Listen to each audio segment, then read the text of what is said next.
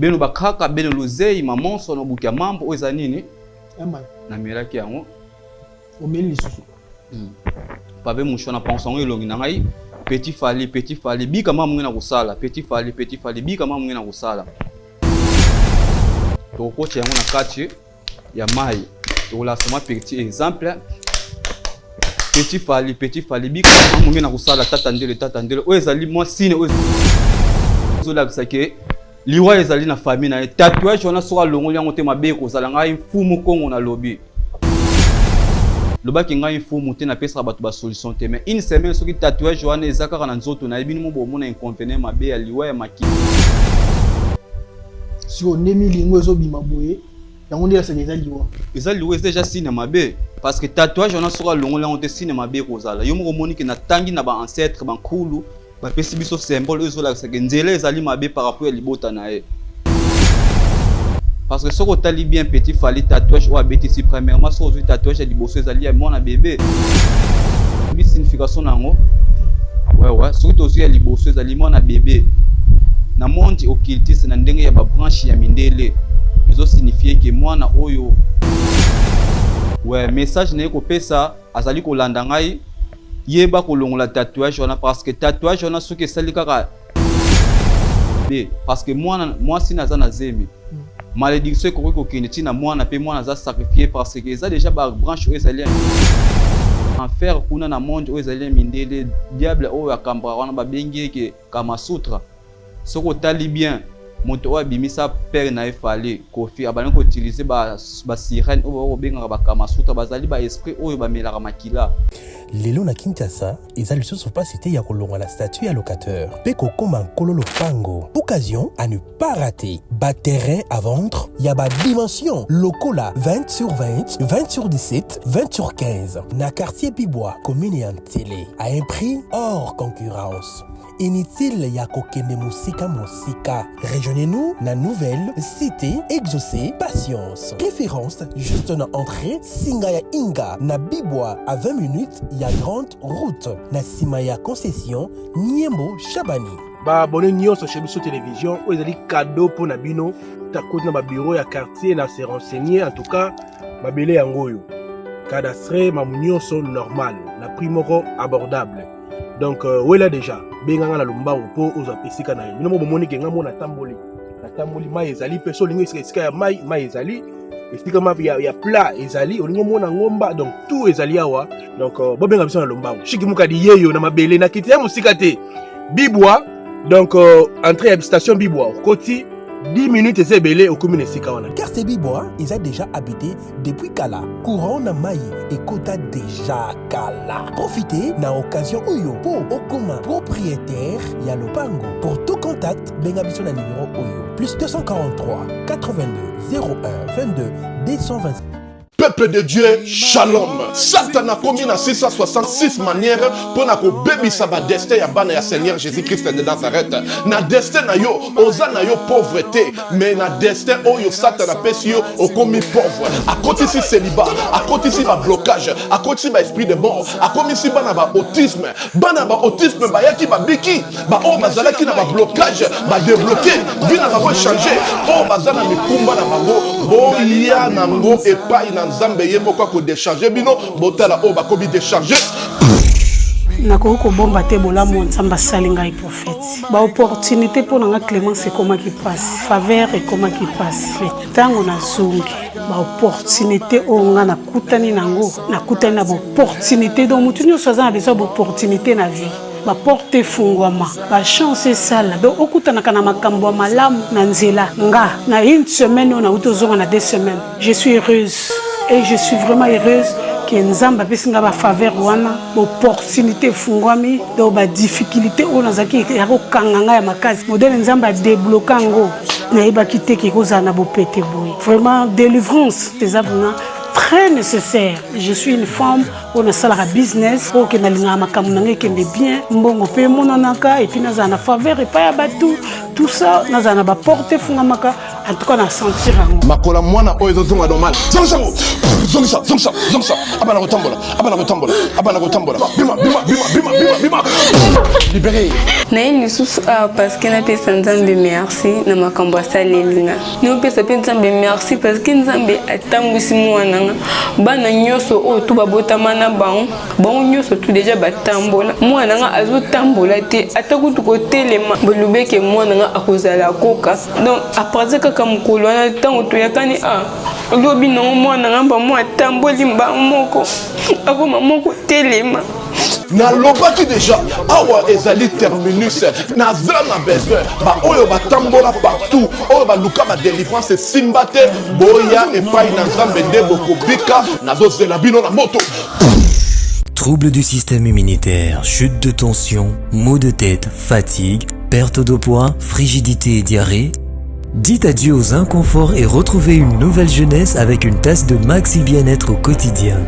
Une solution bio composée de plantes traditionnelles, 100% naturelle et reconnue pour sa vertu. Une formule adaptée pour hommes et femmes. Depuis plus de 10 ans, le Maxi Bien-être Café renforce le système immunitaire, restaure la fatigue physique, améliore le sommeil, aide à stabiliser la tension et la glycémie, nettoie les reins, soulage l'hémorroïde et la constipation. Chez les hommes, le Maxi Bien-être restaure le dysfonctionnement sexuel, l'impuissance et l'éjaculation précoce. Maxi Bien-être est disponible partout dans le monde. Passez vos commandes sur www.maxibienetre.com. Chez Bissou Télévision,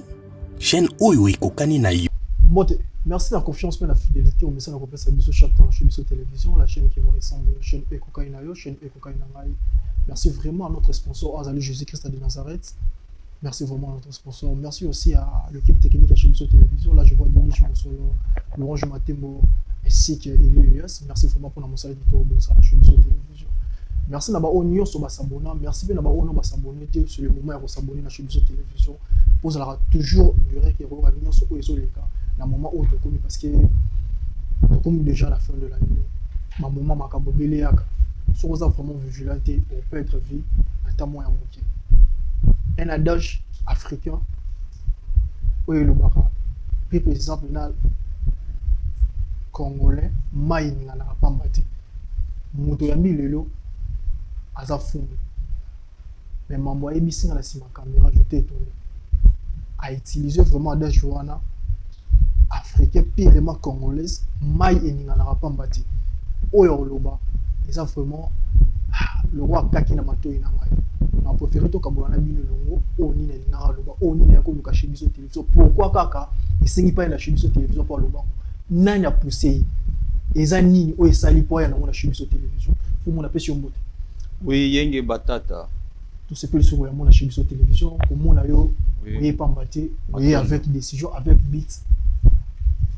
comme mona munu kombo fumu Kongo oui route na province nini na village nini oui yenge batata yenge bamama baya nyonso kena kulanda munu meka toka na village ya Tchela na nzila ya Bakongo. Excusez-moi précision zala moi lingala pour batu suba yoka mingi ba ki Kongo ti oui lingala nde na meka kandea OK na batu nyonso bazali kolanda ngai na uti na village ya Tchela na ye lisusu liboso na bino kopesa message na makambo etangami spiritualité yango monike na ye lisusu liboso pe na bato oyo bazana bobungi na nzela na biso connaissance na biso baindo. C'est pour cela que tu kopesa lisusu message ba o ba confondaka spiritualité ya baindo na spiritualité ya mindele. C'est pour cela que tu eko éclaircir pour bato ba comprendre spiritualité ya baindo na spiritualité ya mindele. Oui. Tango yeti okomi na Bissou Télévision si ondimi okoma awa ena likambo oyo ememi izano nini bon premièrement likambo oyo ememi ngai ezali par rapport que ya ba oyo bazali koyeba te biloko oyo bakomi kosala na mokili bazoyeba te source na yango to pe litomba na yango to pe inconvénient na yango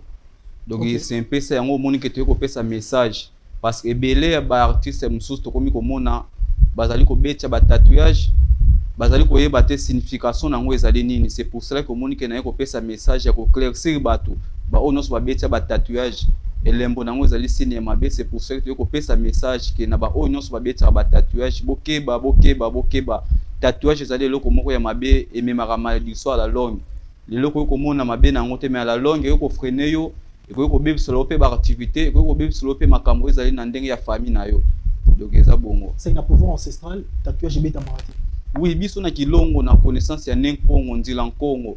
Biso mamba tatouage ezalaka te parce que na connaissance ancestrale, il y a des choses obeta tatouage. Eza déjà le gros sala alliance na esprit moko boye na ndenge ya négativité. Vi na yo kokoma bloqué yango moni ki babilenge basi to pe milenge mibali. Ba vi na bango ezo marcher te par rapport ki ya babiloko o bakomi ko sala yango moni ke komi ko memela bango malédiction.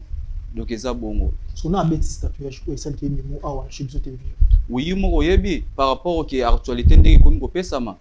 Mwana oya fali popa o bazobenga soki kumna soki mwana ya fali soki kumna ni petit fali. Oui. Omona ki tatouage abetcha kite. Oui. Kotala sur le toi à bêtise tatouage, il y a pour rendre hommage par rapport à fali popa vu qu'il y a babie ou osalela. Ninga dessiné ya komi akina ba egg. Les appels significatifs.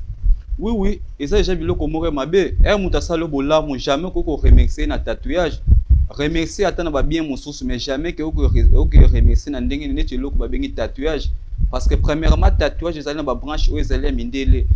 et même ma malédiction na vie ya moto parce que soko tali bien petit fali tatouage o abeti si premièrement so zo tatouage ya liboso ezali ya mwana bébé. Ouais. Ya mi balé ezali ya aigle. Obi signification nango. Ouais, surtout aussi ya liboso ezali mwana bébé. Na monde occultiste na ndenge ya ba branche ya mindele. Ezo signifier que mwana oyo ako leka na nini par rapport ki ndenge abeta ki bongo par rapport ezo la que ba sacrifice to pe bana nyonso oya ba kobota baba ok na ndenge ya molili na ndenge ya liwa eza signe mabe parce que premièrement na monde spirituel na ndenge ya branche ya mindele déjà bébé déjà ezo recommander signe ya sacrifice ya makila. Donc c'est un peu ça ya mibale tozwi signe ya mibale ezali signe ya aigle. Aigle azali ndeke oyo na zamba bino mo oyo azali ndeke oyo azali ndeke moko azali dangereux makasi. Ya mibale par rapport ki ya signe wana oyo abetisaki ya aigle wana liko lakisaki ya na enfer parce que na enfer kuna na monde oyo ezali mindele diable oyo akambra wana babengi ke Kama Sutra. Soko tali bien moto oyo bimisa père na efali kofi abana ko utiliser ba sirène oyo benga ba Kama Sutra bazali ba esprit oyo ba melaka makila. Donc eza bongo. Ça veut montrer que na beti tatouage wana moi na fois kufa. Oui, elle déjà bétiant parce que sur Holandais bien, moi si naza na zemi. Oui. Ouais, message na ko pesa azali ko landa ngai yeba ko longola tatouage wana parce que tatouage wana soki sali kaka une semaine nzoto na o hésiter ko zala mabe parce que moi si naza na zemi.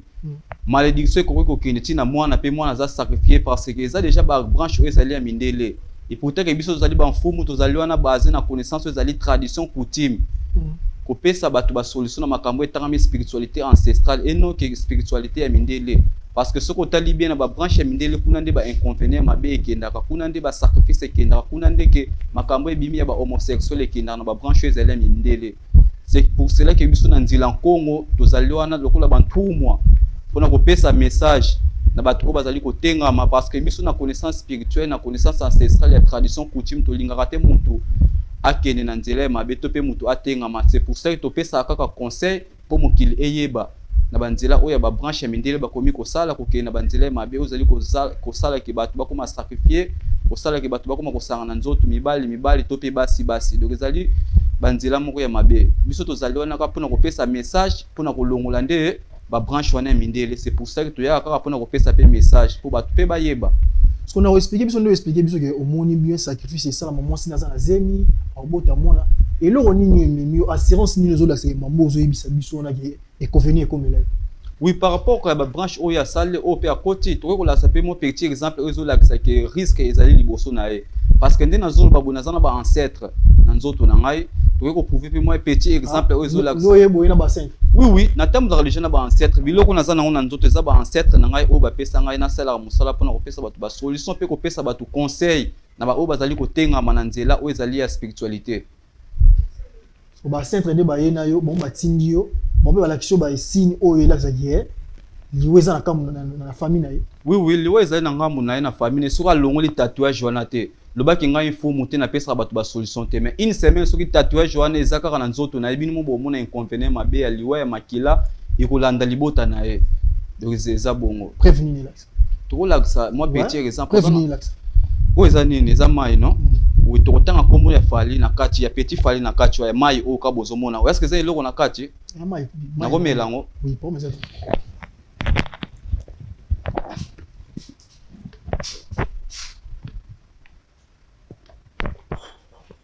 bakaka bene luzei mamonso na bukia mambo kaka na message ya bene pesa muntu tamu na kupesa conseil samu na kutwadisa mambo ya petit fali samu na kutubila yani samu na conseil yao mekuza kumonisa bakaka bene monisa munu mwadiambu moske monisa ke mambo muna kutuba yake les réalités tope makamu nazali kolobeza li réalité bino bozali ba ancêtre na ngai soki na pesa ka mutu solution te bokoloba soki ke na pesa ba to solution na makamu nazali koloba bokolakisa moi petit exemple ya liwa oyo ezali koyela mwana na ye tokolakisa moi petit exemple à partir ya mai oyo bakoko makamu na lobby soki ezali ya lokuta bo manifester te mais soki ezali ya solo bo sala ta moi petit exemple ya eloko moko ezo manifester ke makambo na lobby ke eza ya solo beno bakaka beno luzei mamonso na bukia mambo oyo eza nini mai na miraki yango omeli lisusu pabe musho na pension elongi na ngai petit fali bika mama mwina kusala petit fali bika mama mwina kusala tokocha yango na kati ya mai tokolasema petit exemple petit fali bika mama mwina kusala tata ndele oyo ezali mwa sine oyo ezolakisa ke liwa ezali na famille na tatouage wana soka longo yango te mabe kozala ngai mfumu kongo na lobby ko eza mwa petit exemple na lakisi ya kolakisa ke makamu na lobby ezali ya solo parce ba ancêtre jamais ba koyiko kosa biso mwa petit exemple autopesi eza bongo si on emi lingo ezobima boye yango ndela sene eza liwa déjà sine mabe parce que tatouage wana soka longo yango te sine mabe kozala yo moko moni ke na tangi na ba ancêtre ba nkulu ba pesi biso symbole ezo lakisa ke nzela ezali mabe par rapport ya libota na ye donc eza bongo mais so longo li tatouage akoma na kimia soka longo li tatouage ndako koma na kimia parce que ba ancêtre na biso jamais ba koyo kondima parce que ye azali mukongo jamais ki akoyo kokena banzela oyo ezali ba branche mabe oyo fallait azali kokota ye soka continuer tatouage wana kozala mabe makasi pona vie na ye ezali conseil to pe message ona ye kopesa ye donc eza bongo azali kolanda ngai caméra oyo emona yo oui ne pas ça wana otala yo maloba ozo loba na biso na ba o sali o nyonso loba la caméra to yimo pa yoka yo comme message ouais petit fali ozai place ozali kolanda ngai nazali wana pona kopesa message lokola ntumwa ya bankulu bakoko batikela ngai connaissance ona salelaka pona kopesa bato ba solution na makambo ezali spiritualité c'est pour cela que omoni ke to sali symbole o elakisi ke liwa ezali na libota na yo conseil on a pesi yo soko yokeli yango te dans une semaine wana etali yo to pesi kaka conseil ezali kolanda biso esuki wana conseil ka yo pesi ya moi oui allons la tatouage na parce que dans ce monde déjà nzela ezali mabe par rapport à libota na donc ba ancêtre déjà ba prouver biso yango ezali déjà message na stock depuis village c'est pour ça que omoni ke na mie a on a capitaine pour na kolakisa pe kopesa message à part ye pe ba o sous bazana ba tatouage ezali les moments ya mabe ozana tatouage omona vie na yo e marchaka te numéro ezali wana mituna oko consulter na kopesa yo nini koyo kosala po vie na yo ekoma kimia tando po betisa ona ignorance oyeba te mais à partir ya mituna oyo kotuna ngai na kopesa yo eloko nini oko kosala po ozala libéré to pe makambo ya vie na yo ezala marché donc ezali bongo ezaka na ba makasa to utilisaka kulubantu eza makasa ya kulubantu ozali par-ci par-là na monde entier à partir des titi oyo okopesa nga kaka identité na yo toyeba kosala po makamune koma na ouverture parce que ba tatouage eza eloko moko ya mabe donc eza bongo ba oyo eza bani oui oyo ezali banzete oyo tosalelaka na village yango ezali banzete na nzete ezali na utilisation nango parce que premièrement nzambe asali mokili asali ba docteur physique asali pe ba docteur spirituel biso tozali wana ba docteur spirituel na ndenge ya tradition coutume kopesa bato ba solution na bato babotaka te bato baza na problème mikanda bato baza na problème hémorroïde bato baza faiblesse sexuelle o considérer que vie na yo e marchaka te à partir ba nzete to pe makasa toyeba ko consulter bankulu o to salaka donc oyo ezali nzete oyo ezali trop puissant o bozali komona oyo esunga bato na makambo ya ouverture ya misala vi na yo marchaka te à partir ya nzete oyo totumbaka yango na identité ya mutu mutu pa kozala ne musika à partir ya nzete oyo parce que mutu enseignant yango ezali mama na nga mutu apesanga connaissance oyo donc eza te makambo ke nakenda kozwa eza makambo ona botama déjà na yango depuis libumu ya mama na nga nzambe déjà apesanga connaissance ya kopesa bato ba question to pe ko révéler bato par rapport ki ya oyo ezali kosala ki bato babunga nzela na nzela na biso ya ne Congo coutume ancestrale bon oyo ezali kolumpemba oyo ezali mingi mpona bato oyo ba faiblesse sexuelle ozali mobali ozali papa osalaka bien te na mama à partir ya nzeto nde tosalelaka yango donc esungaka wani ozalaka makambo ya privé ba oyo nyonso bazala na posa ya mituna numéro eza affiché wana na invité na ko répondre yo na ba mituna c'est epa na yo pe soza na mutu asa na problème ya ko conserver pe wana siko tosalelaka nde nini nzete oyo aboti fuba yango nde esalaka po mutu aconservoir otambola oluka basolution ozwa solution toza mpe par-ci par-là à partir esika kaka ozala kosomba kaka bouteille moko ya mai okokoma baposano na papier duplicateur okotisi na kati otindinga identité na yo na kosala na identité na yo na banzete oyo na koyeba kosala koconsulter baancetre premièrement totalaka nano état d'âme ya bato parce que ebele ya bato batamboli na baprophète na bapaster to pe na ba o bazali kobenga so ba maître spirituel parce que nga za maître spirituel nga zali fumu guérisseur traditionnel otambola ozwa solution te à partir ya numéro ezali wana o contacter nga pe na opesa yo réponse na ba mituna o bokozala na yango numéro zali pardon numéro de téléphone oui na ba o nyonso bazali kolanda ngai ba o nyonso bazana posa ya mituna boko contacter na plus 243 85 036 78 60 plus 243 85 036 78 60 ba o bazana posa ba mituna numéro yango na pesi bokozwa ngai na WhatsApp to pe na appel normal boni numéro pesi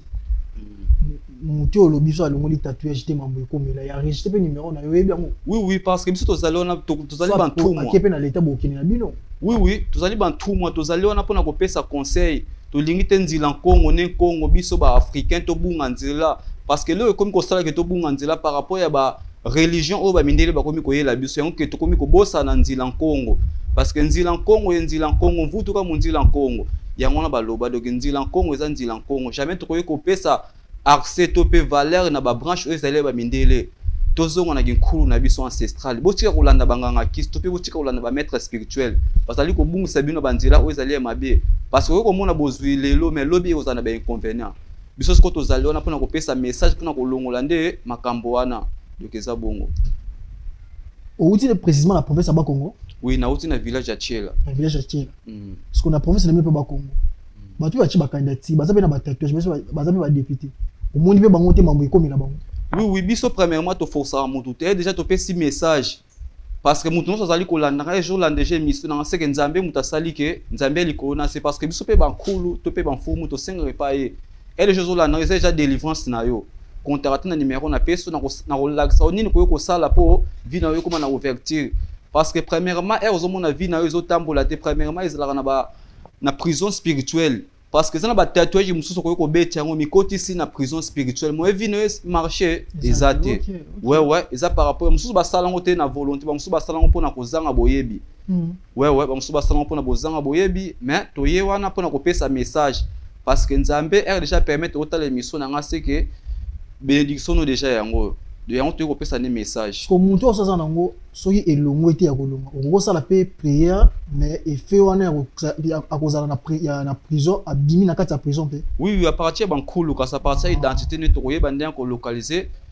na mankeluka eza nini vérification spirituelle na gi français ba bien en vérification spirituelle to ba na vérification spirituelle pour na ko se purifier na français ba se purifier viluta donc eza bongo bandeko balandi ya Shebiso télévision na kokamo komona mai ezali mai komona eloko esalami ye préciser que soki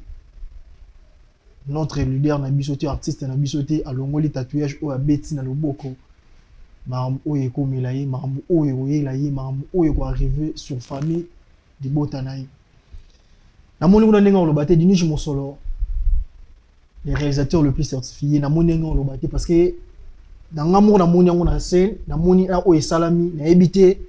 nekaka purement langa journée le barke mai ninga na pambate c'est que le salami awa influence na moi ezali. Oui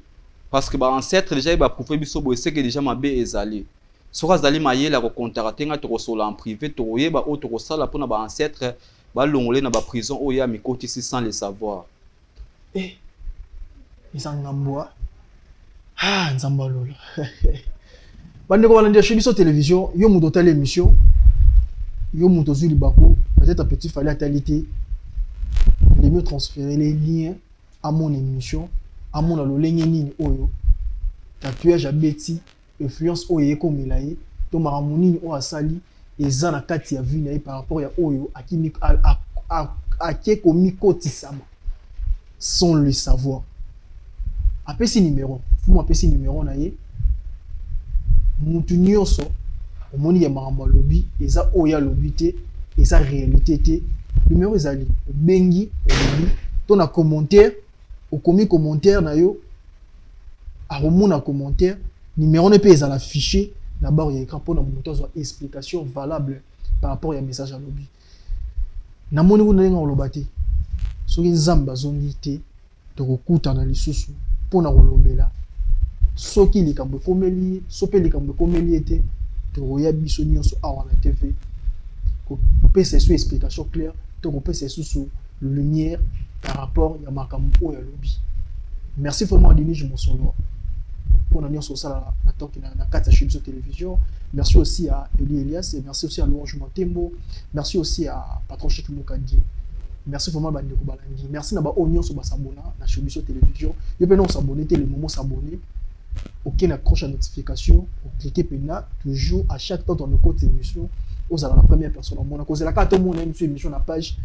pour OK notal. T zala pena abonner et s'abonner en plus en retour ton émission à nos côtés ou en monde pour mutabetelo lisolo te yo moko mona événement ndenge oleka. So ki nzamba zongi te to kokutana kimia vraiment etikana mabota na bino. Bye bye. Peuple de Dieu, shalom. Satan a commis na 666 manières pour na ko baby saba destin ya bana ya Seigneur Jésus-Christ de Nazareth. Na destin na yo, oza na yo pauvreté, mais na destin oyo Satan a pesi yo o commis pauvre. A côté si célibat, a côté si ba blocage, a côté si ba esprit de mort, a commis si bana ba autisme ba yaki ba biki, ba o bazala ki na ba blocage, ba débloquer, vina ba ko changer, o bazala mi kumba na bango, bo ya nango et pas ina Nzambe ye moko ko décharger bino botala o ba kobi décharger nako ko bomba te bola mo Nzamba salinga prophète ba opportunité pour nga Clémence comment qui passe faveur et comment qui passe tango na zungi ba opportunité o nga na kutani nango na kutani na opportunité donc mutu nyo soza na besoin opportunité na vie ba porte fungwama ba chance sala donc okutana kana makambo malamu na nzela nga na une semaine on a utozonga na 2 semaines je suis heureuse et je suis vraiment heureuse que Nzamba pesinga ba faveur wana opportunité fungwami do ba difficulté on azaki ya ko kanganga ya makazi modèle Nzamba débloquer ngo na iba kiteki koza na bo pété boy vraiment délivrance des abonnés très nécessaire. Je suis une femme, on a salaire business, on a linga makamuna qui est bien, mbongo pe monanaka et puis naza na faveur et pas abatu tout ça naza na ba porter fungamaka en tout cas na sentir ngo. Makola mwana oyo zonga normal. Zonga abana kotambola. Bima. Libéré. Na ini susu parce que na pesa Nzambe merci na makambo salelinga. Nous pesa Nzambe merci parce que Nzambe atambwisi mwana bana nyoso o tu babotama na bango nyoso tu déjà batambola mwana nga azotambola te atakutu ko telema bolubeke mwana nga akozala koka donc après kaka mukolo na tango to yakani lobi no mwana nga ba mwa tamboli mba moko akoma moko telema na lobaki déjà awa ezali terminus na zana besoin ba oyo batambola partout oyo ba luka ba délivrance simbate boya et pas na Nzambe ndebo kobika nazo zela bino na moto. Troubles du système immunitaire, chute de tension, maux de tête, fatigue, perte de poids, frigidité et diarrhée. Dites adieu aux inconforts et retrouvez une nouvelle jeunesse avec une tasse de Maxi Bien-être au quotidien. Une solution bio composée de plantes traditionnelles, 100% naturelle et reconnue pour sa vertu. Une formule adaptée pour hommes et femmes. Depuis plus de 10 ans, le Maxi Bien-être Café renforce le système immunitaire, restaure la fatigue physique, améliore le sommeil, aide à stabiliser la tension et la glycémie, nettoie les reins, soulage l'hémorroïde et la constipation. Chez les hommes, le Maxi Bien-être restaure le dysfonctionnement sexuel, l'impuissance et l'éjaculation précoce. Maxi Bien-être est disponible partout dans le monde. Passez vos commandes sur www.maxibienêtre.com. Chez Bissou Télévision, chaîne Oyo Kokani na